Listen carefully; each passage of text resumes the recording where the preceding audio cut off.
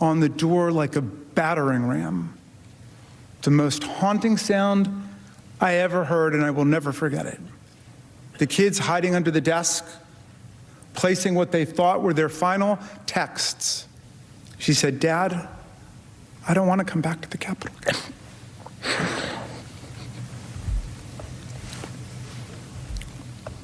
Of all the terrible, brutal things I saw and I heard on that day, and since then, that one hit me the hardest. That and watching someone use an American flagpole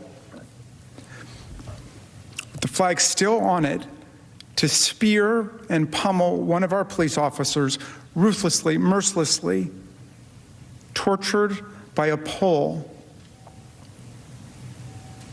with a flag on it that he was defending with his very life. It was then Trump's lawyers' turn to speak before the Senate, and as you'll hear in detail later on in the broadcast, it did not go well.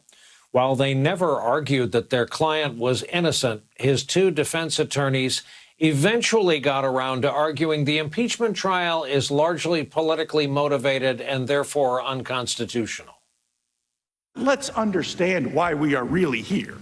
We are really here because the majority in the House of Representatives does not want to face Donald Trump as a political rival in the future. Anyone truly interested in real accountability for what happened at the Capitol on January 6th, would of course insist on waiting for a full investigation. Any civil officer who ever dares to want to serve his or her country must know that they will be subject to impeachment long after their service in office has ended. This is nothing less than the political weaponization of the impeachment process. The accused is not the president.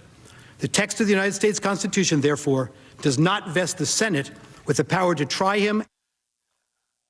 They also offered their own video compilation, but theirs was set to ominous music, and it shows House Democrats calling for Trump to be removed from office. I rise today, Mr. Speaker, to call for the impeachment of the President of the United States of America. I continue. On the impeachment of Donald Trump, would you vote yes or no? I would vote yes. I would vote too much. Because we're going to go in there, we're going to impeach the mother.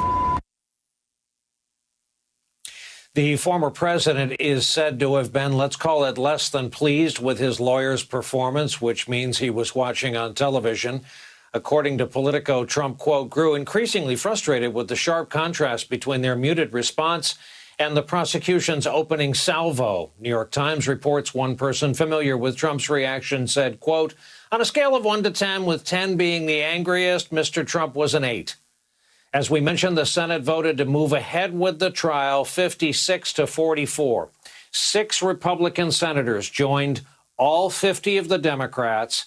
And today they included Senator Bill Cassidy of Louisiana, a Republican newly reelected, who last month had voted to end the trial, saying it's unconstitutional.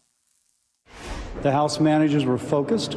They were organized. They made a compelling argument. President Trump's team were disorganized. They did everything they could but to talk about the question at hand.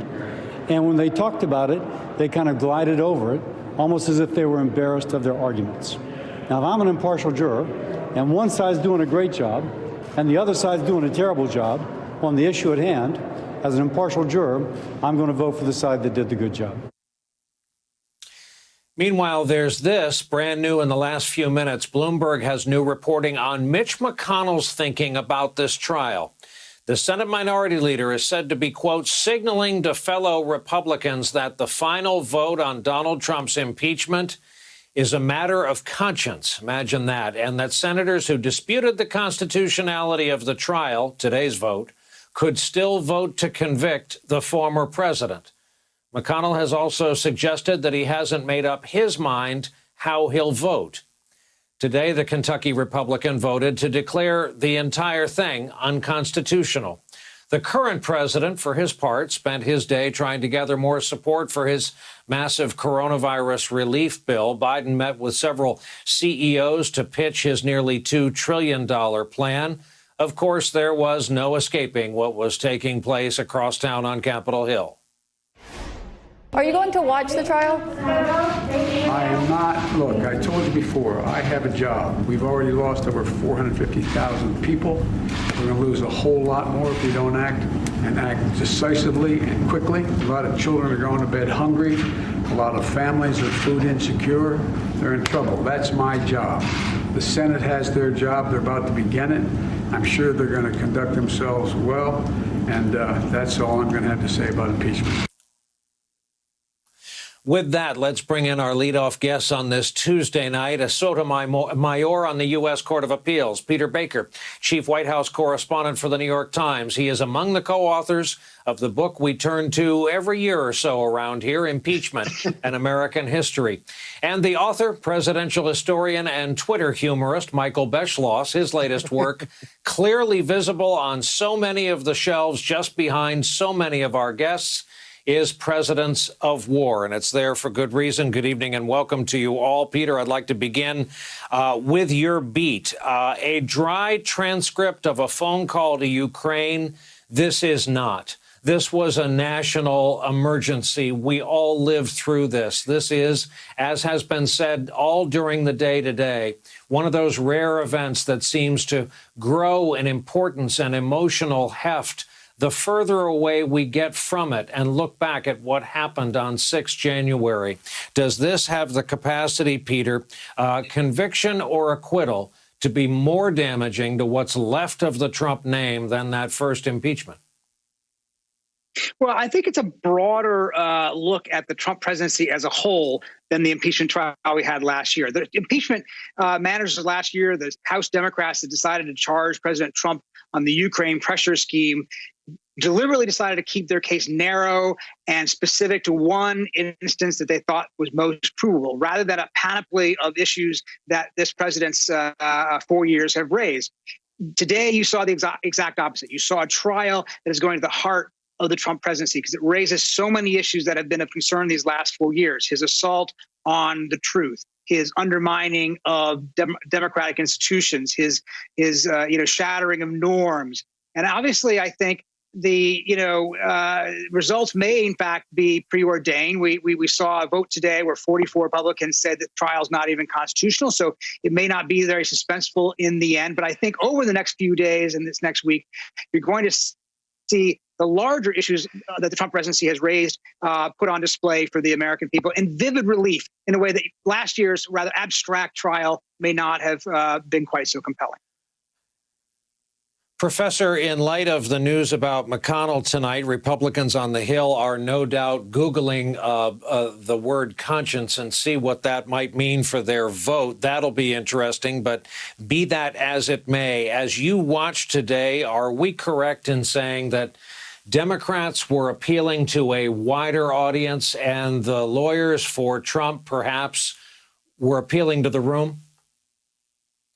Undoubtedly, Brian. What happened here today was that you had the American people assembled around their TV sets. You had the Congress all looking forward at this. It was the widest audience they possibly could have had. And so they pressed their case. They actually made their substantive case, even though the issue to be debated was a narrow issue of procedure, whether the Senate even had the authority to try a former president under an article of impeachment. But they brought the whole case today because the world was watching. And it's a foregone conclusion that this will likely end in an acquittal for the former president. But again, they are making a case for the American people, to the American people, and they're underscoring that this president, during his time in office, was capable of incredible violence, inciting incredible violence. And if he is allowed to return to office, that this may again be the situation that we find ourselves in. So this is an argument for the ages, not just for this particular Senate. Michael Beschloss, given your passion and life's work, you were floored and staggered, along with the rest of us, by what happened on January 6th. Reading you today, you were floored by today for a whole set of different reasons. Go into some detail for us. Well, starting with those lawyers, it was reminding me, Brian, you and I had a great friend named Jack Valenti, who was an aide and speechwriter for those who don't remember, to Lyndon Johnson. And he once told me the story about Johnson spent a couple of days with a Norwegian king who was not the sharpest knife in the drawer. And Johnson, as you and I know, was a very smart man and impatient, finally almost pushed the king onto the helicopter. And he turned to Valenti and said, "Boy, I knew they made dumb kings. I just never knew they made kings that dumb." And it was sort of like watching those lawyers today. I knew they made bad presidential legal representatives. I never knew that they made two of them this incompetent. These were probably the two most incompetent legal representatives of a president in modern history. And Peter Baker, to that very point, it was indeed like that best man speech at a wedding that goes south and you quickly show renewed interest in your shoe and sock choice for the reception. But this was writ large. These may be the last two lawyers this former president can find to represent him. It's not like Kirkland and Ellis came to him and said, pick out whoever you'd like. All these lawyers need to work in the future. So your colleague Maggie Haberman, among others tonight, reporting audible ranting out of Mar-a-Lago. Is that just frustration, do we think? Well, look, you're right. This is not the A team that the president had before. If you have the previous legal team as the A team, the ones who defended in last year's trial are not returning for the sequel. Another team he hired that was supposed to represent him this week bowed out because they had differences of opinion about the way it should be presented. And these lawyers were found basically just in the last few days. They may be excellent lawyers. They may have a better day ahead of them tomorrow, but they did not obviously make a lot of friends in that Senate chamber today. They didn't impress a lot of people in Mar-a-Lago. You know, you're right. My colleague Maggie Haberman reported on this. The former president's agent advisors tried to kind of keep him away from the television so he wouldn't actually see the performance, but he obviously caught enough of it to have a very strong and visceral reaction to it. Among other things, he didn't like it that Bruce Castro specifically said that the managers had done a good job with their presentation and that the president, in fact, did lose the election in November that the former president continues to claim he didn't lose. So, you know, there's already speculation as to whether this team will even last out the trial. It's a good question because there are not a lot of backups waiting in the wings. But it's a tough start for them, and they have obviously a few days to get their case together before they'll have to present it on the Senate floor to these 100 jurors. Professor, I want to read you something that was read on the floor of the Senate today. This is Trump's tweet from the end of the day, January 6th. And like all of them, this reads somewhat like a collection of refrigerator magnets. But you'll see the point here. These are the things and events that happen when a sacred landslide election victory is so unceremoniously and viciously stripped away from great patriots who have been badly and unfairly treated for so long. There's a period. Go home with love and in peace. Remember this day forever. Professor, I ask you this because Trump's lawyers are falling all over himself, telling journalists like the Washington Post how horrified he was on the inside in the West Wing where no one could see him on that day. Talk to us from your life's work about state of mind. Will it be critical to the Democratic manager's case, and should it be? Well, it's certainly critical if you are in an ordinary court of law and this were an ordinary criminal trial where you were trying to determine whether the defendant had actually incited violence with his words, whether the words were meant to be figurative or just simply literal. It's something that would be very important, and what that person did afterwards would certainly be material. But again, this isn't an ordinary criminal trial. Acquittal is all but assured, and that's because the jurors, who are also witnesses, have their own views about what happened here, have their own views about what happened to the president over the course of the last 4 years. And it will all come down to whether or not they are satisfied that the House managers have made their case for convicting the former president. And that's a much broader standard. So, yes, it would ordinarily be incredibly relevant. It may just be more political theater in this particular impeachment trial. And Michael Beschloss, finally, we watched 44 Republicans take the dive today. If Republicans further can't find any courage at the Senate gift shop if this thing goes down, if fear of Mar-a-Lago ends up carrying the day? What will we have gained or lost? What will we have learned? And I'm speaking specifically about the writing you did today about the lessons from Jefferson Davis. Well, exactly right, Brian. 160 years ago today, Jefferson Davis was chosen as the president of the so-called Confederate States of America. And his mission was to start an insurrection against the United States so that the South could be an independent, slave-loving republic forever. We fought a tragic civil war for 4 years. We defeated the South, we the North, and Jefferson Davis. He was imprisoned for a couple of years. He never was put on trial. And the result was that Davis, for the rest of his life, said, the South really won the war. We were cheated out of the victory that we won. Well, who does it sound like? It sounds an awful lot to me like Donald Trump. We are in danger of seeing happen again in the future what we saw on the 6th of January. For the last 4 years, our children have been in danger. Our democracy has been in jeopardy. We've been in a situation where Donald Trump has taken a sledgehammer to institutions of democracy, rule of law, other traditions. Congress now owes it to us to create ways to make sure that that doesn't happen again. The first thing they can do, and this includes especially Republican senators, is to vote for conviction and say, here a president tried to steal our democracy on the 6th of January. He tried to suspend a presidential election. He told demonstrators to go invade the Capitol and attack the Congress and maybe kill leaders of Congress. It could lead to that, or have a hostage crisis. This is what our president was able to do. We've got to stop that, make sure that no president in the future who wants to hold on to a second term that he or she has not been elected to can do this again. If these Republican senators vote against conviction, they will be doing what they've done for the last 4 years, which is to empower Donald Trump, empower future tyrants who might become president, and put all of us and our children in danger. I think it is very ominous. I think I speak for our audience. Hearing that from a learned man just continues to take your breath away. Can't thank our big three enough for, after the day we've all witnessed, spending time with us tonight.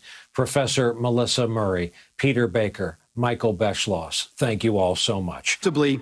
By base hatred by these House managers and those who gave them their charge, and they are willing to sacrifice our national character to advance their hatred and their fear that one day they might not be the party in power. Trump's lawyer went on to accuse Democratic House managers of treating the attack on the Capitol, quote, as if it were some sort of blood sport. We are joined by Congressman Jason Crow, Democrat of the state of Colorado. He served as one of the House impeachment managers during the first go-round, during the insurrection in America's two ongoing overseas wars. Congressman, that's where I want to start. If your instructors at Ranger School did their job, your pulse came down as other pulses rose on that day. You saw this trauma through your lens. We civilians saw it our way, but are we united in believing that this is that one event that seems to worsen the longer we get away from it, and the showings of what happened on that day as the manager showed today? Hi, good evening, Brian. Thanks for having me on. So you're right that it was trauma, and I did view that through my former Army Ranger lens, unfortunately, but not before calling my wife and telling her that I loved her and murdered. Over 140 were brutally beaten. People that were in that riot, those terrorists, those domestic terrorists, were trying to kill or capture members of Congress. This was a crime against our democracy and against the U.S. Capitol. I want to show you some snippets of a point the managers today made very forcefully about walling off the month of January and how that makes folly of the argument that this is somehow unconstitutional. The January exception is an invitation to our founders' worst nightmare. There is no January exception to the impeachment power. It's no wonder that President Trump would rather talk about jurisdiction and a supposed January exception rather than talk about what happened on January 6th. So, Congressman, in other words, wouldn't it get out among current and former presidents, hey, put off anything bad you want to do till your last month in office because it's free. They don't nick you for any of that. Well, I'd say it's even worse than that, Brian. It's not just a December exception or a January exception. What is on trial here are our norms as a nation. What we will accept as a normal behavior in rhetoric, in our politics, in our civil discourse. Whether we will sit back and say that a president can do anything he or she wants, can incite an insurrection, can commit numerous crimes, and whether we will turn our back on it and walk away because some folks think that we have to move on instead of addressing those crimes. We are fighting for the norms of our nation. And of course, there is no January exception, there's no December exception, but there's no exception at all. With the breaking news just before we went on the air, this quote from Mitch McConnell that he's going to tell his membership, despite having voted against it today, to vote their conscience when the time comes.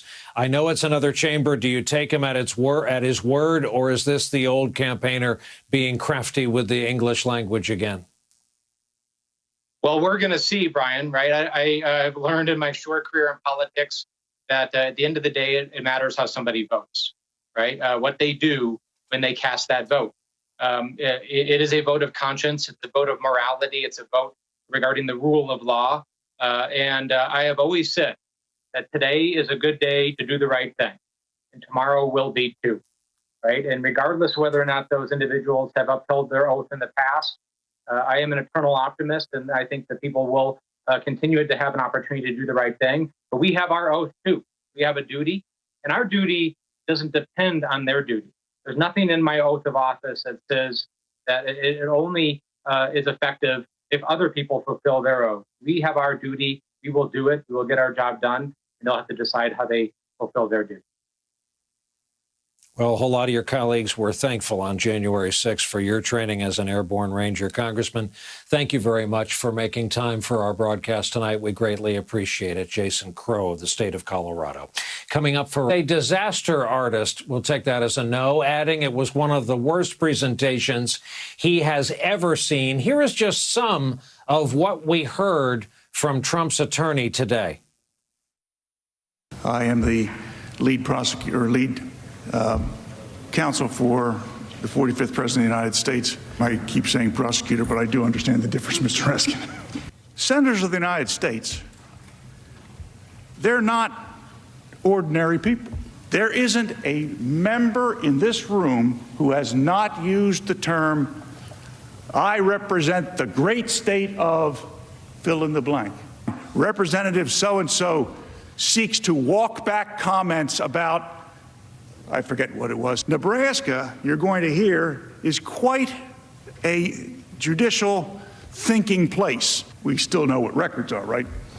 On the thing you put the needle down on and you play it. I worked in this building 40 years ago. I got lost then, and I still do. I'll be quite frank with you. We changed what we were going to do on account that we thought that the House manager's presentation was well done. Would never have guessed that last part. And on this night of all nights, we're so happy to have these two friends back with us. Eugene Robinson, Pulitzer Prize winning columnist for the Washington Post, and the aforementioned Tim Miller, contributor to The Bulwark and the former communications director for Jeb Bush. Tim, I'm going to keep going on quotes of Tim Miller while the getting is good. You say this about Mr. Castor. On style, he was akin to a checked-out, tenured college professor who did no preparation for a lecture that had been designed by his TA. His manner was listless and utterly devoid of charisma, halting mumblecore, with Castor frequently pausing for applause. There was none. He would have had more gravitas had he been replaced with the filter of a regal kitten. Joe, go ahead and steal our closing story for me. You know, it did strike me, as I said to one of our first guests, Tim, maybe they checked all the traffic courts. Salino is gone, but there's still Barnes, who they could have hired, though they got 44 votes. If they'd had Earl Warren, would it have made a difference in that chamber where so many minds are made up? Well, look, Brian, I don't think that this is a persuadable jury pool, to say the least. I think it was a testament to just how poor of a job Mr. Castor did that one of the Republicans actually flipped Senator Cassidy of Louisiana and basically saying that Castor was so bad he had no choice but to vote against him and the rest of the president's legal team when it comes to the manner of whether or not this was constitutional, especially in contrast to a really great presentation by the Democrats, particularly by the rep from Colorado. And so, look, I don't expect, to your last segment, that there will be too many more moments of conscience. But, the president is not sending his best. And the presentation by the Democrats was moving. I expect that their 16 hours, to the extent that they use all of it, coming in the next few days, will be compelling. And, maybe they can drag another one or two of these folks across the line just because they feel so shamed by the president's actions and by how poor his legal team is. Eugene, let's talk about this quote from McConnell that's making news tonight, that he's going to tell his members, having voted against this today, that it should happen at all, to go ahead and vote their conscience. Let's take my favorite, Rob Portman of Ohio. He voted no today. Does conscience mean that he starts hearing polling coming in from maybe big city newspapers or websites, Cleveland, Cincinnati, Toledo, Dayton, that maybe there's a growing public reaction against Donald Trump, having forgotten his conscience on subjects like Ukraine, Russia, former Soviet Union? He never met them for 4 years of Donald Trump. Is that what conscience may mean in this case? I'm not quite sure because, it is true, Brian, that to vote your conscience, you have to have one first. And so it hasn't been apparent that most Republican senators do, in fact, have consciences. And maybe what they would interpret as conscience is public opinion. But and public opinion, I think they will find, especially among people who paid attention today, is going to be increasingly in the opposite direction from the way 44 of them voted. But the public opinion, of course, they care most about is Republican primary voters. And I don't know that there's any indication that they changed their minds today. We'll have to see. I mean, the contrast between the performances could not have been greater, but you don't have to be, Jack McCoy to read this jury and what they did today, what 44 of them did today was the equivalent of jury nullification, right? I mean, the prosecution proved its case and they voted, not to have the trial in anyhow. And you got to say that is probably the likeliest outcome at the end of the trial. But of course, let's see what happens. I leaned over to Cruz and I said, Cruz, are they talking to the point at hand? He goes, not now. Because I'm thinking maybe I'm missing something. If I'm there as an impartial juror, respecting my oath of office to uphold the Constitution of the United States, and one side makes the argument and the other side does everything but make the argument, then to live with myself, I make that vote. More from Louisiana Senator Bill Cassidy, who was the only Republican to change his vote today, switch over and say the trial should proceed. Still here with us, Eugene Robinson, Tim Miller. Tim, first off, clean up aisle one. Salino survives, the former Salino and Barnes law firm. It's now the Salino law firm. We lost Counselor Barnes in a plane crash a few months back. Point two, they have 6, they need 17. Senator Cassidy invoked the name of Ted Cruz. Here's Ted Cruz from tonight. This is political theater because rather than address the real problems, the real challenges we have in this country, rather than focus on getting kids back in school and getting tens of millions of Americans back to work, the Democrats want a week of just political theater raging at Donald Trump. So, Tim, you lost Ted Cruz. Remember, his name was used among the rioters as they were looting the desks. We heard it on video. I presume the managers will air it further. Do you think there's movement from 6 to 17? Do you think it's a mathematical possibility, knowing this group as you do?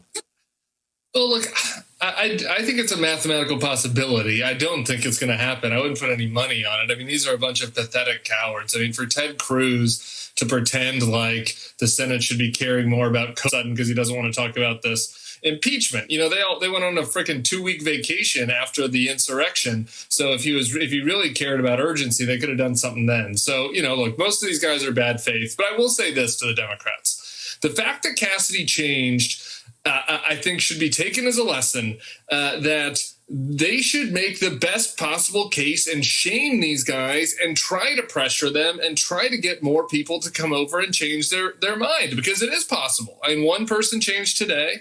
It is possible. I think they should continue to pressure Donald Trump to testify. They should bring witnesses, which I think they're wavering on right now, and present the best possible case. And, you know, who knows? Maybe you can bring a couple more across the line. I think 17 is wishful thinking. But it's worth pretending as if the jury is not nullified, as Eugene said earlier. Eugene, a lot of whataboutism tonight on Fox News. I looked over at one point and saw flames from Minneapolis, flames from American cities during the BLM protests this past summer. Tell the good folks watching why such comparisons are flawed. Well, because they didn't involve the president of the United States assembling a mob in the nation's capital and riling it up, whipping it into a frenzy, and then sending it off to sack the Capitol in order to stop the Congress from performing its constitutional duty to certify the result of the election. Therefore, trying to stage what would amount to a kind of coup d'etat. I mean, that's why. That's kind of a special case. That's different from Black Lives Matter inspired protests in Minneapolis. Well, you put it that way, it sounds serious. Gene Robinson, Tim Miller, this is why we invite these gentlemen on to talk to us, especially given the season is almost upon us. And it's not like the government has decided that during an uncontrolled pandemic, let's give folks a break. For some American taxpayers, the reality will be quite the opposite. In fact, if the pandemic has changed the way you work or its location, it may also change the taxes you owe. We get the story tonight from our senior business correspondent, Stephanie Rule. After 2 years in San Francisco, Rachel Meyer moved back east to be closer to family in New York. The one thing that didn't cross her mind when packing up? Her taxes. I am feeling a little bit nervous just because I do have to take an extra step. It's moving state from state. It's not something I've had to deal with previously with my taxes. She's one of the nearly 16 million people that filed for an address change during the pandemic. If you kept your job but moved during the pandemic, could you be on the hook to pay more taxes? Absolutely, maybe even taxes in more than one state. A lot depends on which states you've lived and worked in and how long you were there. 24 states expect you to pay if you've worked there as a non-resident, even for a day. In 7 states, owing is based on wages, though some are making exceptions during the pandemic, and others have agreements about living in one state and working in another. And what about your home office? Unfortunately, as an employee, you cannot get a tax deduction for the items that you're using. The bottom line, if your home became your office or